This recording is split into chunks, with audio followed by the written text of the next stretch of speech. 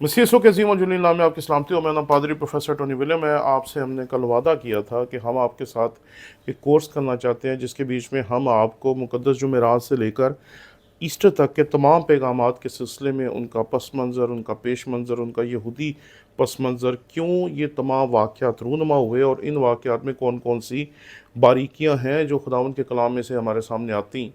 मैं आपके साथ ये वादा किया था कि इन तमाम चीज़ों के बारे में हम आपसे बात करेंगे, और इसके लिए मैंने 2 दिन आपके सामने रखे थे, एक आज का दिन और एक वेडनेसडे। लेकिन मैंने आपके सामने ये दरख्वास्त की थी कि आप में से कम 300 लोग होंगे जो कि इस वीडियो को लाइक करेंगे और इसके कमेंट्स में आकर बताएंगे कि आप इसमें शामिल होना चाहते हैं या नहीं होना चाहते। जो लोग शामिल होना चाहते हैं वो हमारे दिए हुए नंबर्स पे रब्ता कायम करें ताकि उन्हें एक ग्रुप का हिस्सा बनाया जा सके, क्योंकि ये जो कोर्स होगा बिल्कुल फ्री होगा। इसके बीच में हम आपको बिल्कुल फ्री इन तमाम वाक़यात के बारे में बताएंगे। मैंने आपकी खिदमत में अर्ज़ की थी कि हज़ारों साल गुज़रने के बाद बहुत सारी ऐसी रवायात हैं जो किताब मुक़द्दस की आज समझना बहुत मुश्किल है, और उन वाक़यात को जब हम देखते हैं तो हम कई मरतबा हैरान हो जाते हैं।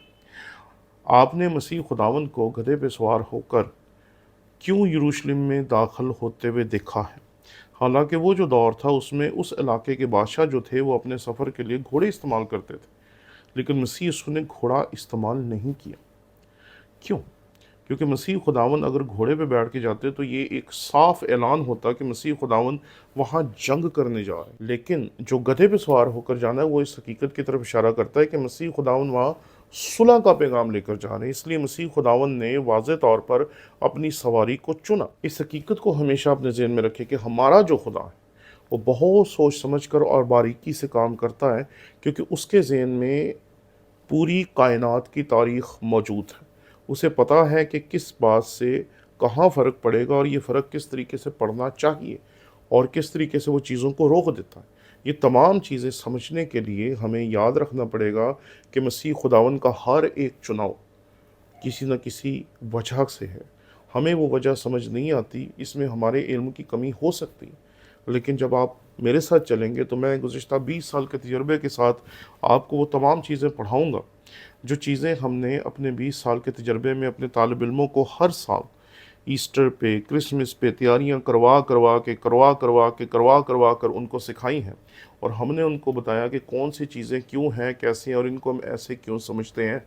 इसलिए इस मर्तबा जब आप हमारे साथ शामिल होते हैं तो इस हकीकत को हमेशा अपने ज़हन में रखिए कि हमारी कोशिश ये होगी कि हम आपको सिखा सकें मुक़द्दस जुमेरात के रवायात के बारे में, मुक़द्दस जुमे के वाक़यात के बारे में। अभी कल मैं एक मुसन्निफ़ को पढ़ा था जो मसीह खुदावंद की जो अदालतें हैं उनको जस्टिफ़ाई करने के लिए मसीह खुदावंद को मंगल को गिरफ़्तार करवा देता है। बहुत सारे लोग आपको कहेंगे कि मसीह खुदावंद जुमे को नहीं जुमेरात को मसलूब हुए थे।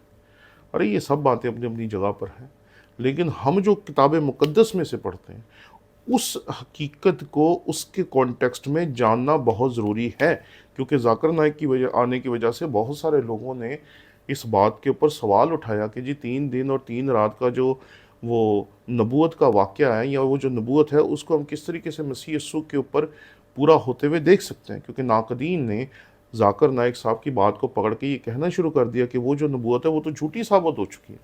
लेकिन हम साबित करेंगे कि वो नबूवत झूठी साबित नहीं हुई, और हम ये देखेंगे कि क्यों जब हम अपने ज़ाविये से देखते हैं तो हमें किताब मुक़द्दस दुरुस्त नज़र आती है, और क्यों जब नाक़दीन अपने तरीके से देखते हैं तो उन्हें किताब मुक़द्दस का हर वाक़या झूठा मालूम होता है।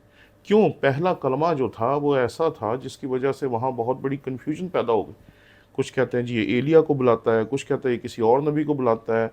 तो ये सारी कन्फ्यूजन वहाँ क्यों पैदा हुई? क्यों मसीह खुदावंद ने जब अपने उस साथ मसलूब होने वाले डाकू से कहा तो आज ही मेरे साथ फिरदौस में होगा, तो आज बिदअत हमें कहती हैं कि वो तो तीसरे दिन मुर्दों में से ज़िंदा हुआ और आसमान पर गया। तो ये जो वाक़या जो हमारे सामने आता है कि मसीह खुदावंद के दाएं और बाएं जो मसलूब हुए हुए डाकू हैं, मसीह खुदावंद उससे कहता है तो आज ही मेरे साथ फिरदौस में होगा। क्या ये तर्जुमा दुरुस्त है? या एक और तर्जुमा जो है मैंने आज तक देखा नहीं है, लेकिन एक स्टूडेंट ने मुझे बताया कि एक तर्जुमा शायद किसी ने ये भी कर दिया कि आज मैं तुझसे कहता हूँ कि तू मेरे साथ फिरदौस में होगा। मसीह खुदावंद ने ऐसा नहीं कहा। जब आप ग्रीक की रूह से देखेंगे तो वहाँ यही लिखा है, तू आज ही मेरे साथ फिरदौस में होगा। जब हम तीसरे कलमे की तरफ जाते हैं तो वहाँ पर हमें क्यों मसीह खुदावंद जो है वो मुकस्सा मरियम के लिए ए औरत लफ्ज़ इस्तेमाल करते हुए दिखाई देते हैं। जब हम चौथे कलमे पे जाते हैं तो मसीह खुदावंद क्यों ये कह देते हैं, ऐ मेरे खुदा तूने मुझे छोड़ दिया? क्या सचमुच मसीह खुदावंद को खुदा ने छोड़ दिया था? और क्या ये मुमकिन है कि खुदा खुदा को छोड़ दे? और अगर इस तरह होगा तो जैसे कि दुनिया कहती है कि फिर तो दो खुदा बन गए, बल्कि हम तो तीन को मानते हैं। और हम ये हकीकत जो है आपके सामने रखेंगे कि किस तरीके से हम जो मानते हैं वो कभी भी तीन खुदा नहीं हैं, बल्कि हम जिस खुदा को मानते हैं वो लामहदूद है और वो किसी भी हद में कैद नहीं। तो इन सारी चीज़ों को जब हम आपके सामने पेश करेंगे, जब हम पाँचवें कलमे पे जाते हैं तो मसीह खुदावंद को जो पीने के लिए दिया जाता है वो तो मसीह खुदावंद पीते नहीं, और जो मसीह खुदावंद को दिया जाता है, जो पीने वाली चीज़ नहीं थी, मसीह खुदावंद उसे पी लेते हैं। ये भी एक ऐसा राज है जो आपके सामने हम ज़रूर अफ़शा करेंगे कि मसीह खुदावंद ने पित्त मिली हुई मैं पीने से इनकार कर दिया और सिरका पी लिया, और सिरका पीते साथ ही मसीह खुदावंद ने जब कह दिया तमाम हुआ तो उसने जान दे दी। अब यहाँ पर जो इंजील नवीस है मसीह खुदावंद के ये कहते हुए कि तमाम हुआ, लिखता है कि उसने जान दे दी, जबकि सातवां कलमा भी मौजूद है। अब ये सातवां कलमा किसने कहा? ये तमाम वो बातें हैं जो हम आपके साथ इस अपनी ज़ूम मीटिंग में करना चाहते हैं। और चूँकि आपने हमारे साथ ये खूबसूरत वक्त गुजारा है पिछले 7 साल में, आपने हमारे चैनल पर आकर बार बार हमारी वीडियोस को देखा, बार बार हमारी वीडियोस को देखा, इस वजह से हमारे छोटी सी यूट्यूब कम्युनिटी होने के साथ, हमारा छोटा सा यूट्यूब का घराना जिसमें सिर्फ 40,000 लोग हैं होने के साथ, हमने 55 लाख व्यूज़ का टारगेट जो है वो कंप्लीट किया है। मैं समझता हूँ ये बहुत बड़ी बात है। अगर आप ना हमारे चैनल पे आते, ना इसको देखते, तो ये मुमकिन हो ही नहीं सकता था। और फिर मैंने आपकी खिदमत में अर्ज़ किया कि जब हम 7वें कलमे पे पहुँचते हैं तो 7वें कलमे के बाद ये कैसे मुमकिन था कि 3 बजे मसीह खुदावंद के मसलूब होने के बाद 3 घंटे में उसका कफन दफन यहूदी रसूमात के मुताबिक अदा कर दिया गया था। हम बचपन से ही अपने बुज़ुर्गों से ये सवाल सुनते हैं कि मसीह खुदावंद का जनाजा किसने पढ़ा? तो फिर वही हमें इसका जवाब भी देते होते थे कि मसीह खुदावंद का जनाजा किसी ने नहीं पढ़ा, क्योंकि मसीह खुदावंद का जनाजा पढ़ने की ज़रूरत नहीं थी, क्योंकि वो ज़िंदा है। लेकिन ये दुरुस्त बात नहीं है। मसीह खुदावंद ज़िंदा है, लेकिन उसके ज़िंदा होने से पहले वो मसलूब हुआ, मर गया, और उसके बाद दफन किया गया। ये हमारा अकीदा है कि हमने उसे दफन किया। तो दफन करने के ये तमाम लवाज़मात पूरे हुए या नहीं हुए? और किस तरह दो ऐसे लोग सामने आते हैं जो अपनी सारी उम्र में, एक है जो सिर्फ 2 जगह पे नज़र आता है और दूसरा जो है वो सिर्फ एक जगह पे नज़र आता है, लेकिन जैसे ही मसीह यीशु को कफन दफन करने का वक्त आता है ये दोनों वहाँ खड़े हो जाते हैं। एक 50 सेर जो मसाले हैं लेके पहुंच जाता है और दूसरा अपनी कब्र फराम कर देता है, और मसीह खुदावंद को शाहाना अंदाज में उसमें दफन किया जाता है। हालांकि ऐसा नहीं होता था। मसलूब होने वालों की लाशों को वहीं करीब किसी गड्ढे में फेंक दिया जाता था, या उनको ऐसी जगह पे फेंक दिया जाता था जहां पहले भी लाशें पड़ी होती थी, ताकि वो जल्दी से वहाँ बदबू और ताफुन से मर जाएं और ख़त्म हो जाए।